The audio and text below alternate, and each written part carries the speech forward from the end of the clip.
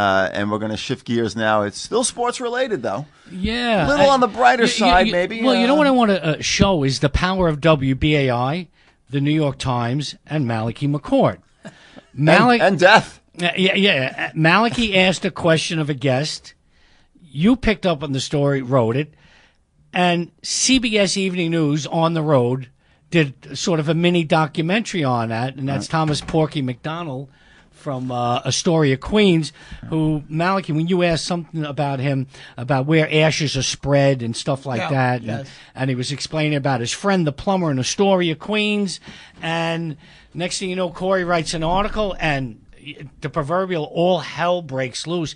He did so many interviews. It was videotaped, and there's an actual documentary about it. But what we want to do now is play the CBS clip, and when we come back, we'll speak to, I don't know if he'll speak to us anymore. Yeah. I mean, he's a big wheel. Porky McDonald from Astoria, Queens. Week with a tribute to a baseball fan. Steve Hartman wrote this ode on the road. At the old Durham Bowls Stadium in Durham, North Carolina, Tom McDonald is closing in on closure. For the last 9 years, this retired New York City Transit Authority worker has been traveling to baseball stadiums across America as a tribute to his closest friend from childhood. One of my very best friends. A plumber and devoted baseball fan named Roy Regal. Roy died in April 2008.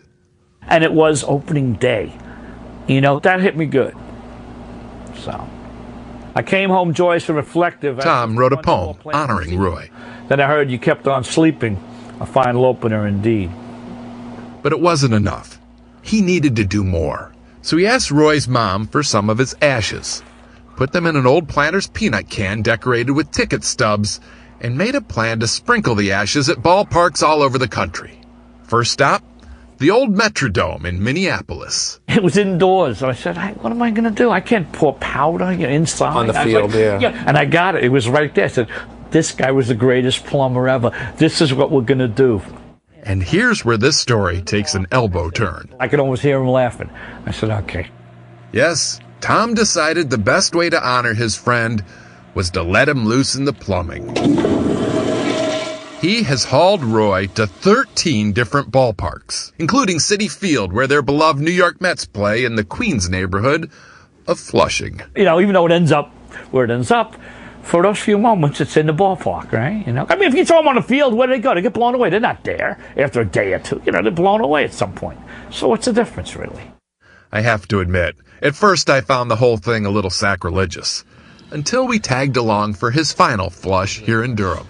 Tom still had on our microphone, and it picked up nothing but sincerity.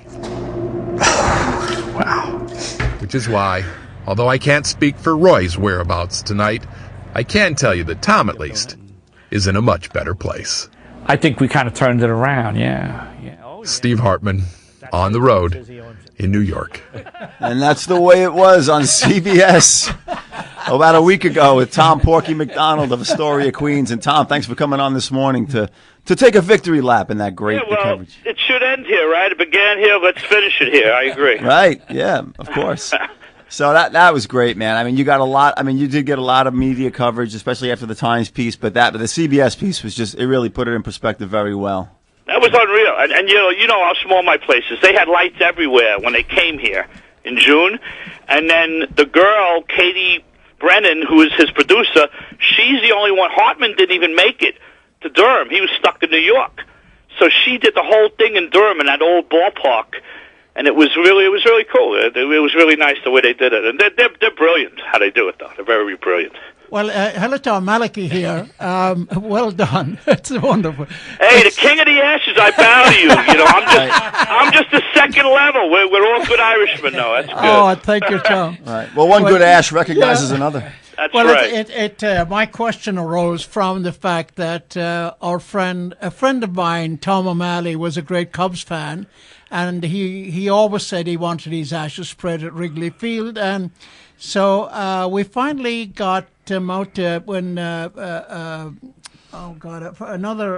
another friend of ours, Desmond, Jimmy Desmond, whose father was Connie Desmond. He was a broadcast for the Dodgers. Right. Yeah. So Jimmy Desmond, anyway, and his wife Kathy took Tom's ashes, and I was supposed to join them out there at Wrigley Field, but anyway.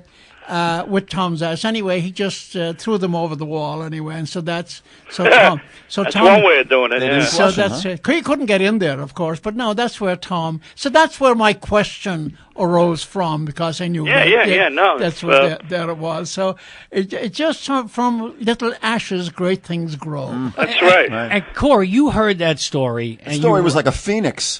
But you say you're right. It wasn't just I'll just throw this in. I mean. It was Porky keeps sending out. It's in this newspaper. It's in this. It's on this news, and then it's on CBS on the road. I mean, it was. Yeah, well, with a story like this, first of all, with the Times, I'm like, is it the right venue for this kind of story? Is it would it be considered disrespectful? And so I kind of just, I usually send. Maybe I'll tell an editor or I'll email an editor a short little thing like, hey, what do you think of this? Blah blah. With this, I was like, hey, I don't know if this would interest you, but and then the interest was like tepid, like, hey, we'll try it. Yep. And then as it, the more I spoke to Roy's mother, and she, and then Porky and Porky's sidekick who goes with him to these things, and it just kind of fleshed out into something really that was kind of meaningful. And then, once it hit, I mean, everyone, everything was positive. That's what amazed me. We didn't get one. It was all positive. Everyone really loved it. Wherever I was on 2 Toronto TV stations. They loved me in Canada. and you know what, Porky? Listening to the sports shows here in New York, WFAN, I was listening to, and they go, there was an article today about his best friend, and it became a news story in New York, too. I did WOR with Len Berman and Schnitt. Right. I was on the road, and I actually called from the hotel in West Virginia, and they did it one morning, the Mets channel. You did a rock station, right? I don't know. I did a few. I did so many of them. I kind of lost track. Wow. There's a Met fan in L.A. I did. It's been there 30 years, and Dave McIntyre did his show in the morning. Yeah. And did anybody take offense at the idea of the flushing? Absolutely not. They were almost like they wished they had thought of it. Because now I'm the ash guy in the ballparks from no matter what happens, I got that forever. Well, it was a watery grave anyway, wasn't it? Speaking of liquid, Porky, I don't think you'll have to buy a drink at any ballpark in the country from now on. That's amazing, man. Yeah. So I assume the Mets hooked you up with season tickets now. They don't. You know what? All they did was send me an invoice for next year already. Oh. Season isn't even over yet, which hasn't gone so well. I actually called them out. I said, really? You want money now? But we keep going because we like going. I'm going to Coney Island tomorrow to see Syndergaard pitch. Wow. Retired. A lot of time on my hands. And did any stadium refuse you? Like when you said you were going down, this is going to be a final place. Was there any trepidation from East Durham or no? East Durham, they were the best. They were because it is an old park. Now you got to understand, it's not the park they play in. It's the one they did the movie. It's from 1926. They own it though, and they use it for tournaments and stuff.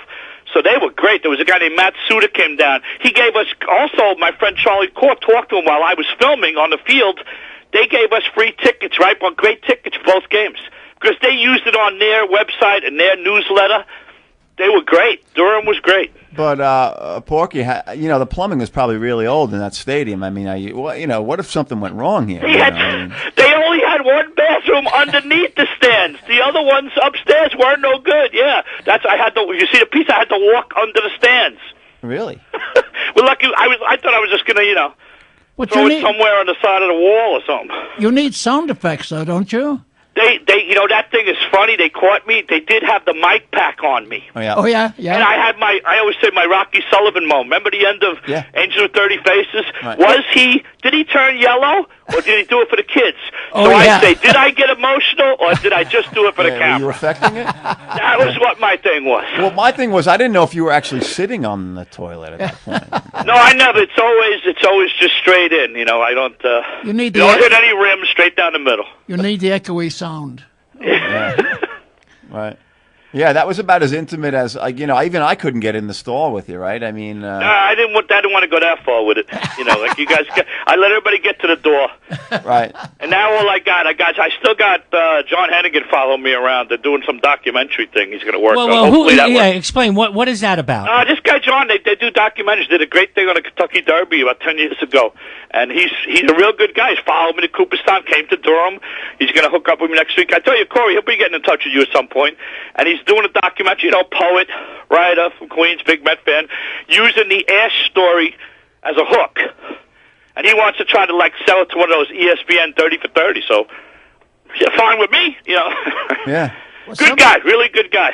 Somebody should pick up the tab for every one of these trips there, Porky. Yeah, no, so far I've just been enjoying the ride. Good man. So speaking of poetry, can you leave us with something? Oh, yeah, here, I give you, this is written that night. The night I was in Durham after we finished it, all right?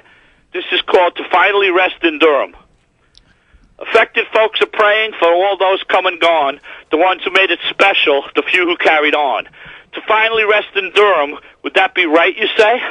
Alive or true reminders of what still lives today.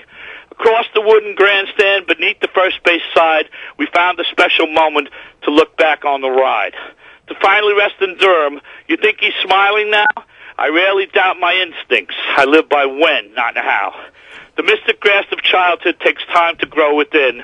To finally rest in Durham, it could not be a sin. Yeah, that's excellent, man. And that's what it was. I wrote it that night, yeah. It's very inspired. Well, yeah, and like I said, I appreciate BAI. We started here, and now we can close it up, and we'll be mentioned in a future book, the road trip book, Poet in the Parks, I'm working on, which will be a couple more years until it's done. But it's in that chapter. It'll be in the Durham chapter. Wait, are you writing a book on the Ashes, or what? No, I've been, I still go around. Poet in the Grandstand, which you had, was 20 years on the road. Now I'm finishing my 50 states, so the book's called Poet in the Parks. I have about 3 more years. I got 10 more states to go to. And I write about each place. I do it by minor leagues. And I've been working on that now the last few months. And it'll come out about 2020. And how can people get in touch with you? With me? Yeah, through Facebook. Well, right? Email address is latall46@hotmail.com. That's the email address. I don't know, Facebook page, I don't know, whatever. Yeah, Facebook, right. My phone number, I don't care if you call me here, come here, 718-726-3402. And your Facebook is Thomas Porky McDonald. Yeah, it has the full. Yeah, it's pretty easy. There's only so many of those. That'll be people find it pretty easy. I don't know why this little bit of doggerel verse comes back to but it's supposedly from the Bible, I think, and it says, ashes to ashes, dust to dust. If God won't have us, the devil must. There you go. Yeah, same. Yeah, that sounds right. That's the Bible. But it's my Bible anyway. So there it be. Well done, Porky. Okay, fellas, I appreciate it. All right, at least there's a bright side of the Met season isn't. Well, you know what? What are you going to do? If you took out the best pitchers on one team or the same elements of other teams, they wouldn't be in much different shape than us. All right, Porky, thanks for coming on. Thanks, guys. And we got all the best. 2 things. If you want to see Malachi McCourt walking into a cemetery, that's this Tuesday. The 12th of September. Which cemetery? Are you picky about which cemetery you're going to walk into? Well, I don't mind. As long as he walks out. Yeah, that's right. At least I'm not making an ash of myself. Oh, there we are. Anyway, that's on Tuesday evening at 6:30 with Brian McDonald. Death Need Not Be Fatal will be read and discussed there, and a couple of songs will be sung, little poetry recited. So that's at the Greenwood Cemetery at 6:30 on this coming Tuesday evening, which is also, I believe, primary day. Uh-huh. So vote and come and see us at Brooklyn at the with Brian McDonald. So that's Tuesday evening, 12th of September at 6:30, Greenwood Cemetery. And I have a little show off Broadway called Off the Meter on the record, and I'll be at the Irish Repertory Theater from October 6th to November 5th. I already heard there's tickets selling already because Porky bought one. He already gave me the date. Very hot cakes. Yeah, they're going like hotcakes. So you go to irishrepertorytheater.org or irishrep.org. It'll come up. The tickets you can buy right now online. You will be sick of me before November 5th comes Not at around. all, John. And I might have It's a big great news next show. week. I'm shooting a little film tomorrow, which I don't want to jinx right now at the moment. But more on that next week. This is Talk Mac Pack. I'm glad the whole crew is back together, and we're back together next week. Thank you, Michael.